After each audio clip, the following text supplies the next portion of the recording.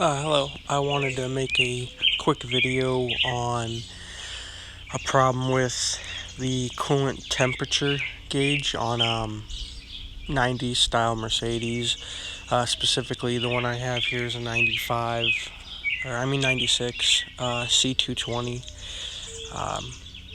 So I'm going to show you on the gauge and explain what it does and the fix.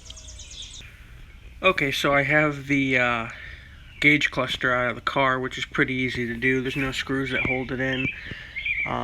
You can actually take off the air vent that's right next to the gauge, and then push the back of the gauge out with your hand. So the problem I have with this one is, which is this very common for 95s, 96s around there, for these gauge clusters to go bad. What mine was doing was, when you would start the car or whatever, a lot of times the gauge would not work, or it would jump up all the way to 120 real quickly and bounce around, and a lot of times the fans would kick on, the cooling fans, when it's not even overheating, or when the gauge goes all the way to red or close to. I've even had the fans kick on when it was reading 80, and a few times it tried to read correctly at 80, but for the most part it didn't. And I went after replacing, trying to replace the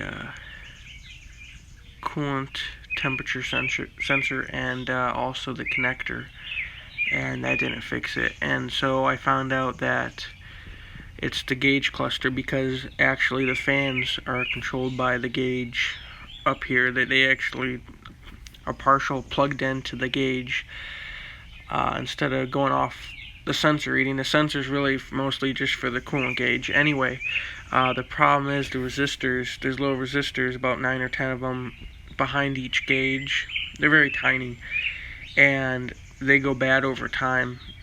And I have another problem with this. The speedometer, usually when I get around 45 and up, it's bouncing, not much, maybe 5-10 miles an hour, but the whole time it's not steady like it should be.